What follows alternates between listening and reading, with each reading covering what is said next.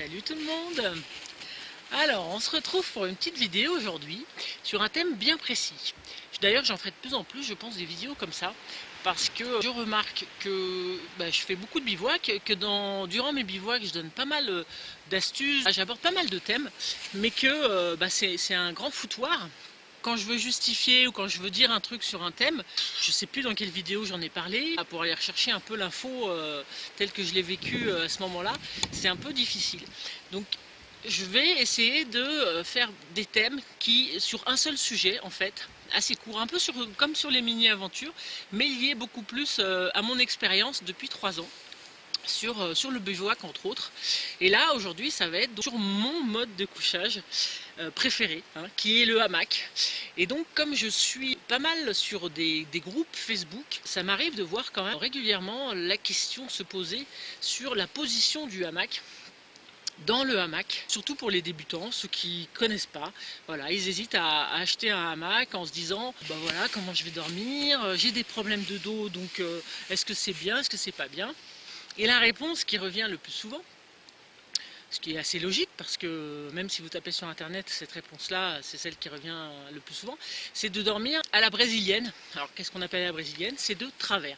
Sauf que moi, c'est pas que je ne suis pas d'accord, ce n'est pas mon fonctionnement. Sachant que, je l'ai dit dans mon dernier solo, encore une fois, chacun fait en fonction de lui-même. Et je suis en fait un petit peu, je vais faire ma rebelle un peu, mais je suis un petit peu contre ces règles que certains cherchent à imposer la plupart du temps, en disant voilà, c'est comme ça et c'est pas autrement, tu as tort, si tu fais autrement, tu as tort.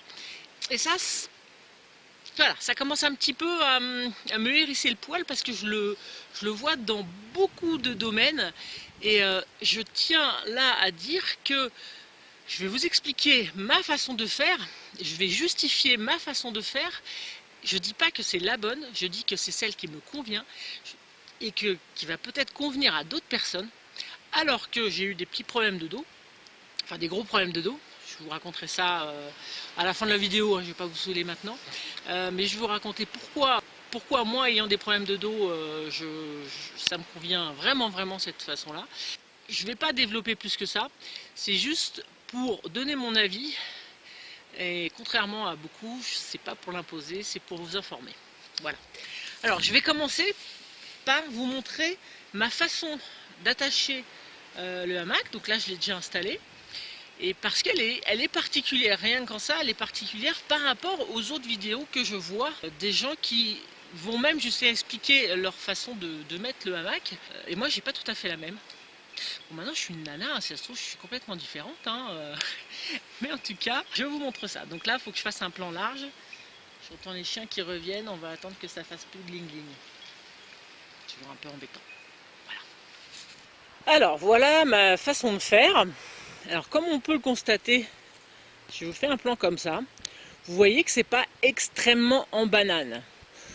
Ça m'arrive même de le tendre un petit peu plus, ça dépend. En fait, ça dépend de beaucoup de choses, parce qu'en fonction de l'espace que vous avez entre les arbres, vous avez aussi plus ou moins de cordes, voilà, elle n'est pas très longue. Et en fonction aussi de la taille du tronc, c'est-à-dire que là, ça peut carrément réduire votre cordelette, et c'est pas facile en fonction des emplacements des nœuds, en fait, tout simplement. Donc on fait un petit peu en fonction. Donc là, en gros, vous voyez, j'aurais pu le tendre plus, donc il était à peu près là. J'ai pas forcé comme une malade, mais c'est pas non plus trop souple.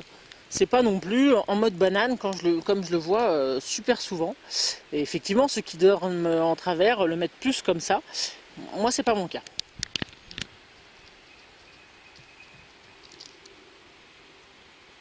Bonjour monsieur.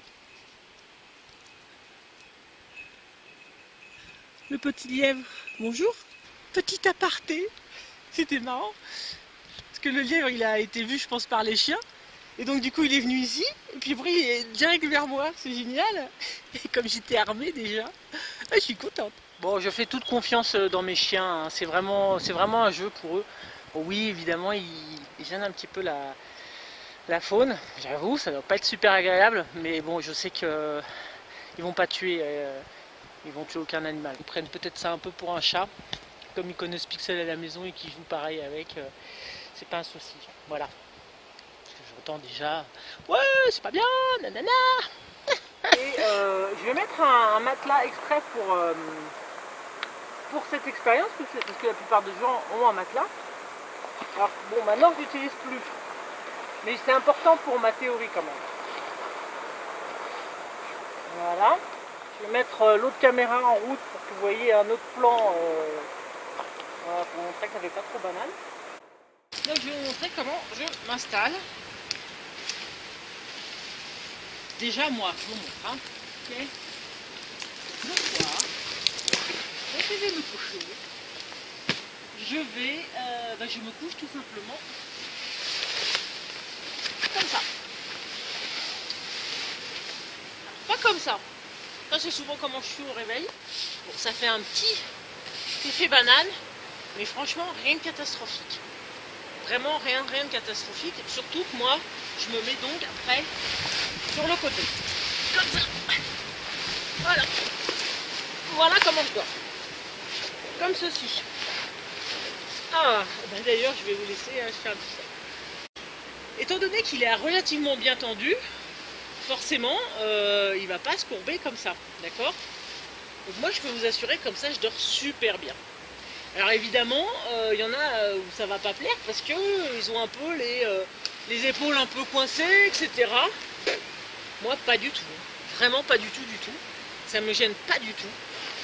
Et j'ai vraiment cette sensation d'être quand même relativement plate. Et puis comme c'est pas le dos qui est directement au fond, c'est pas un souci. Sauf qu'effectivement, durant la nuit, souvent je me retourne et que ça fait souvent ça.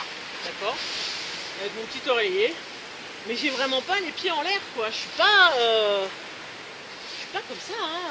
Vraiment pas, quoi. C'est dû aussi à la tension. Donc, pour moi, c'est vraiment comme ça me convient. Il y en a éventuellement où ça va pas leur plaire parce que les épaules, j'exagère, hein, mais elles vont être rentrées comme ça, d'accord? Moi, je touche pas tant que ça, hein, déjà. Et même, bon voilà, ça ne me gêne pas. Un avantage non négligeable par rapport à ça, que je sois comme ça ou comme ça, c'est que l'hiver, parce que oui, je bivouac souvent en hamac l'hiver, et ben je peux plus ou moins le refermer, comme ça. Alors je dis bien plus ou moins parce que ça tient pas forcément. Bon, il m'est arrivé de mettre des objets un petit peu lourds ici, dans la pochette, et du coup, je balançais là, sur le côté, et ça me le fermait. Ben, je peux vous dire que c'est un gain de chaleur non négligeable, vraiment. Et donc maintenant, ça je vous montre comment moi je le fais et comment j'aime, c'est comme ça. Et je vous explique en quoi ça peut être du coup pas pratique du tout, à mon goût, en Amazon. Donc, pour ça du coup, je vais devoir le détendre. Donc, je vais jouer le jeu, je vais le détendre, je vais le mettre un peu plus en banane. D'accord? Voilà. Là, il est en banane. Je vais d'ailleurs régler un peu là-bas, si on ne peut pas le voir. Donc voilà comment je vois la majorité des gens mettre leur hamac. Donc vraiment en banane. Parce que donc ils disent qu'ils veulent dormir à la brésilienne de travers. Oui, mais deux problèmes pour moi.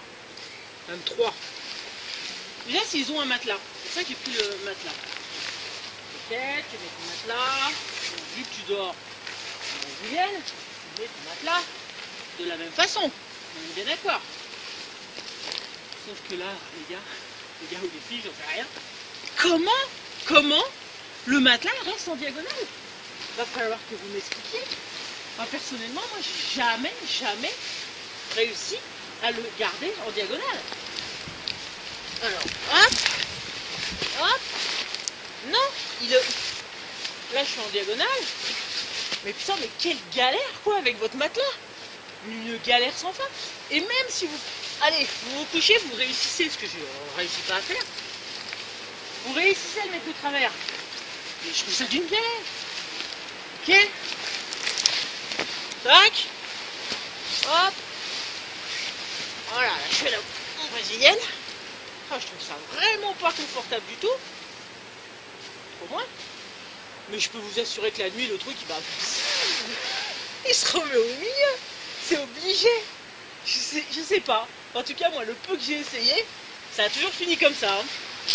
Donc ça, c'est le premier point. Le matelas, une galère sans nom.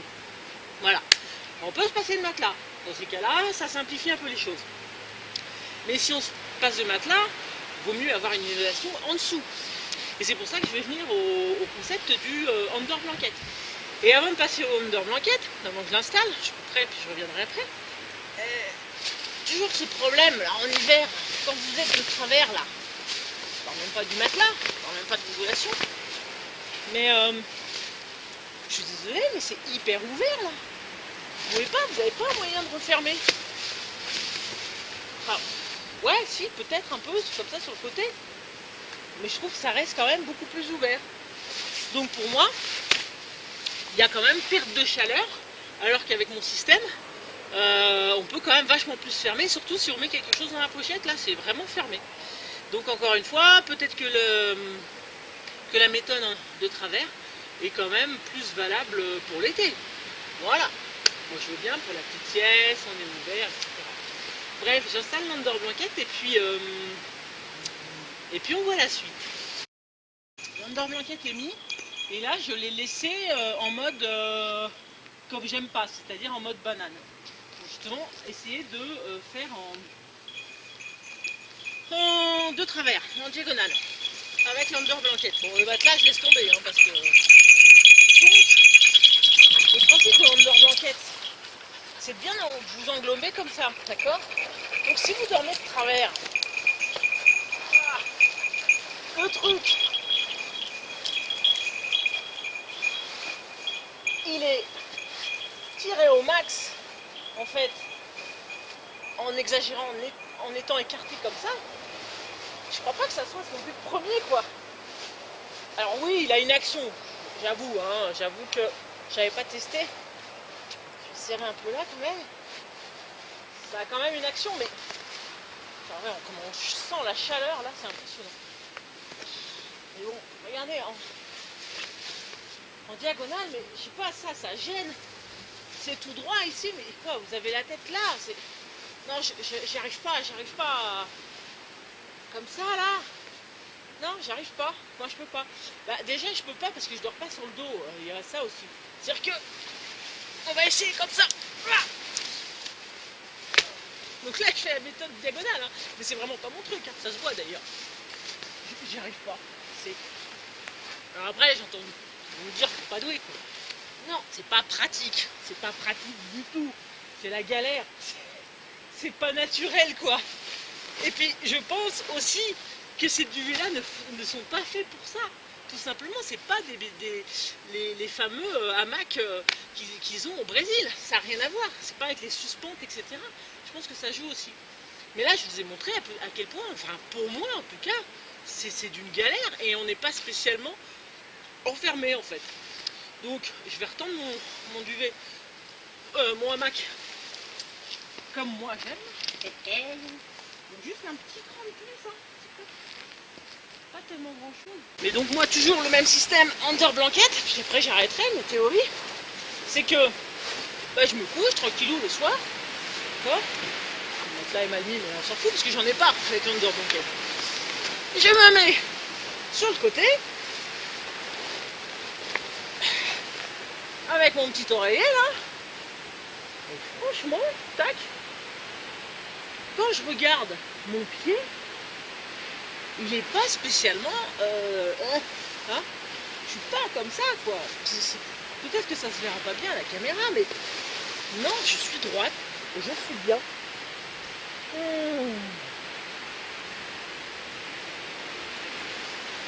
me donnerait presque envie de dormir. Encore une fois, si je veux refermer pour l'hiver, je fais ça, je mets un truc lourd là.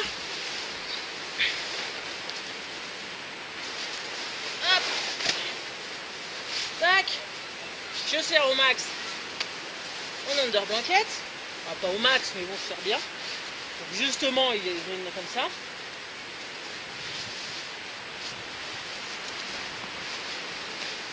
Et je peux vous dire que là c'est fermé et ça donne franchement par rapport au froid, ça donne un truc en plus vraiment pas négligeable. Ah, je pète de chaud. Ah, il doit faire un peu de 18 degrés là aujourd'hui, donc un peu chaud. Voilà.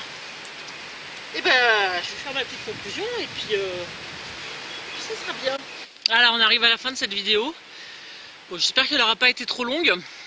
Je vais juste vous parler 2 secondes moi de mes problèmes de dos, parce que vu que les gens ont peur d'avoir mal au dos, je peux vous dire que vers l'âge de 30 ans, 31 ans pour être exact, j'ai eu une hernie discale qui est arrivée, qui m'ont tombé dessus comme ça, avec une sciatique. Je pouvais plus marcher, je pouvais plus me lever, je pouvais rester qu'allongé. Et à un moment où je pouvais même plus être allongé tellement ça me faisait souffrir, et blam, opération d'urgence, et j'ai vraiment souffert énormément. Alors c'était pas le dos, c'était surtout la sciatique, et j'ai eu beaucoup de mal à m'en remettre après au niveau du dos, et donc ça m'a handicapé, franchement ça m'a handicapé quasiment 10 ans, et un peu l'enfer sur terre pour moi, surtout que évidemment ne faisant pas attention, je me rappelle, je faisais de la moto beaucoup à l'époque, j'ai quand même vachement réduit, et je m'amusais peut-être 2 ans après mon opération à faire des wheelings et des roues arrière. Voilà, j'étais pas raisonnable, parce que bon, vous faites une roue arrière quand vous retombez, moi c'était pas tout en douceur. J'avoue que je n'ai jamais été raisonnable, je ne suis pas quelqu'un de raisonnable, et j'ai un peu déconné, donc j'ai eu une deuxième hernie discale. Bah forcément il n'y avait plus le boom, l'amortisseur en dessous, et celle qui était au-dessus a pris, et cette fois j'ai pas voulu me faire opérer. Je suis tombée enceinte de Lily pas tellement après, et au miracle tout s'est remis dans l'ordre. Ma hernie qui était un steak haché pas possible, vous voyez, renseignez-vous sur la hernie, ça dépasse, bah, c'est réduite, peut-être même séchée. Dernier IRM que j'ai passé, je sais pas moi, il y a 3 ans, un truc comme ça, il n'y avait plus rien. Et donc j'ai quand même des soucis d'eau hein, à la base. Je pense que le fait d'être venu vivre comme ça dans les Hautes-Alpes, je ne travaille pas, enfin là je travaille pour mon activité depuis 1 an, mais en autodidacte. Mais ça a joué beaucoup, une qualité de vie. Le dos c'est aussi là-dedans, mais bon là moi c'était physique forcément, vu que c'était hernie discale, donc il n'y avait pas que là-dedans. Voilà, tout ça pour vous dire que j'ai encore mal au dos, en portant des sacs trop lourds parfois, en faisant un peu des bêtises, en me baissant mal, mais ça c'est comme tout le monde, clac, un petit coinçage qui passe, et puis voilà. Mais à la base je suis quelqu'un qui est quand même très fragile du dos. Et le hamac, je n'ai pas mal au dos.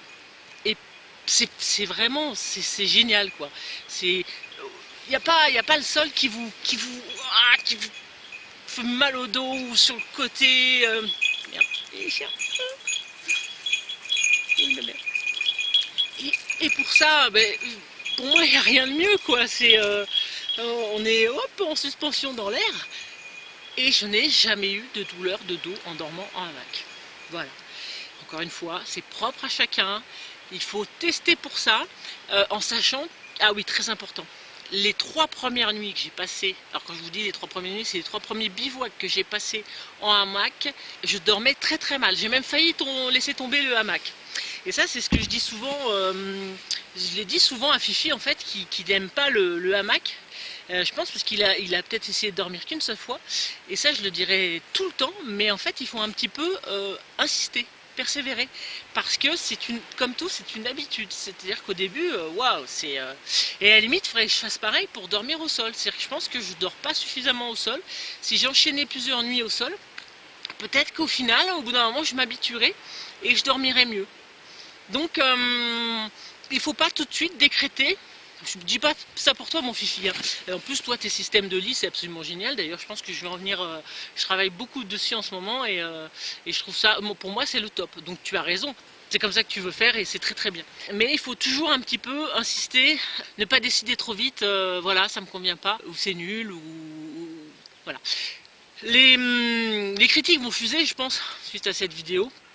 Alors les critiques ou non, enfin en tout cas dites-moi vraiment ce que vous en pensez, sachant que évidemment moi mon avis est fait. Vous pouvez toujours tenter de me faire changer d'avis allez-y, tant que c'est constructif, tant que c'est bien dit, tant que c'est agréable, tant que c'est dans la convivialité, il n'y a vraiment pas de souci. Pour les autres, bah, vous savez que comment je vous recevrai si c'est un petit peu inintelligent et agressif. Hein. Et donc voilà, bon, c'était peut-être un petit peu long, mais je tenais quand même à faire ce point. Et puis le jour où quelqu'un parlera de ça sur un groupe, bah blam, je balance la vidéo, puis comme ça j'ai pas un long texte à faire à chaque fois. C'est mon avis. Peut-être qu'il évoluera avec le temps, il faut évoluer, hein, c'est avec les imbéciles qui changent pas d'avis. Je trouverai peut-être une autre façon, voilà. Alors après, j'avais même ramené ce gros hamac là, 2 places. Ça, c'est des hamacs faits pour dormir de travers. Là-dessus, moi, j'arrive à me positionner. Je voulais vous faire la démo, mais ça aurait été trop long. Et puis, faut que je le mette en place, machin truc. Là, ouais, c'est vachement bien en diagonale. Même avec mon mec qui fait une bonne corpulence, et ben, on arrive à tenir à 2 dedans et on se fait des petits câlins dedans. Non, je rigole. Mais bon, là, c'est complètement faisable. Mais là, toile de parachute, machin... Non, vraiment, vraiment, j'ai du mal à comprendre. J'ai du mal à comprendre. Et c'est pour ça, moi, je vous ai donné mon point de vue. Et j'attends vos réactions. Ça va être rigolo. Ou pas. Je vous fais des bisous. Prochaine vidéo, qui va suivre d'ailleurs. Là, maintenant, enfin, je vais la tourner maintenant. Ça va être pas un coup de gueule, mais j'ai des choses à dire. Voilà, c'est au niveau du comportement de chacun vis-à-vis de moi ou de façon générale. Faut que je vous en parle. Faut que je vide mon sac là. J'ai besoin de vider mon sac. Et je vais le faire mais dans une vidéo séparée parce que sinon ça va être beaucoup trop long. Vous comprenez? Merci. Je vous dis à très vite en tout cas. Après ces 2 vidéos, ce sera un bivouac, sûrement sur 2 nuits. Je vais revoir des gens que j'ai pas vus depuis longtemps, ça me fait très plaisir. Je vais connaître quelqu'un que je ne connais pas encore, à part via ces vidéos, ça me fait très plaisir. Et ben vous en saurez plus dans la suite. Voilà. Allez, à bientôt. Je vous fais des bisous.